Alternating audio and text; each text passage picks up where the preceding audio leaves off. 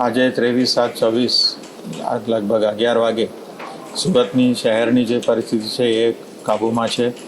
એની અંદર સીમાડા ખાડી અને બેદવાડ ખાડીના જે પાણીનું લેવલ છે એ ડેન્જર લેવલથી ઉપર ચાલી રહ્યું છે. 34 જેટલા જગ્યાઓમાં લો લાઇન વિસ્તારમાં પાણીનું ભરાવ થયેલું છે, જેનું નિકાલનું કામગીરી યુદ્ધના ધોરણે ચાલી રહેલ છે.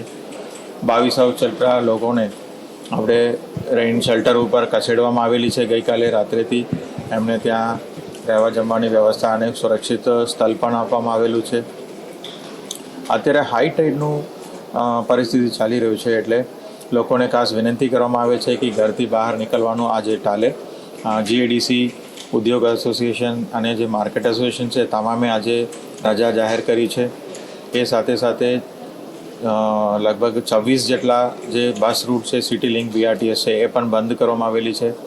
પોલીસ ખાતાના સાથે રહીને અલગ અલગ જગ્યાઓમાં બેરિકેડિંગ પણ કરીને ટ્રાફિકને પણ નિયમન કરવામાં આવ્યું છે અથવા બંધ પણ કરવામાં આવેલું છે. આ હાલતમાં તમામ નાગરિકો આજે જેટલું થાય એટલું ઘરથી બહાર નીકળવાનું ટાલે અને ઘરે સુરક્ષિત રહે.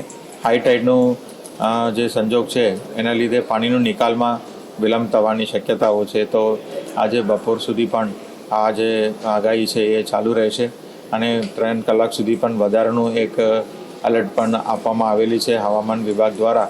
તો તમામ નાગરિકોને સુરક્ષિત જગ્યા આજનો દિવસ પસાર કરવા માટે ખાસ વિનંતી કરું છું.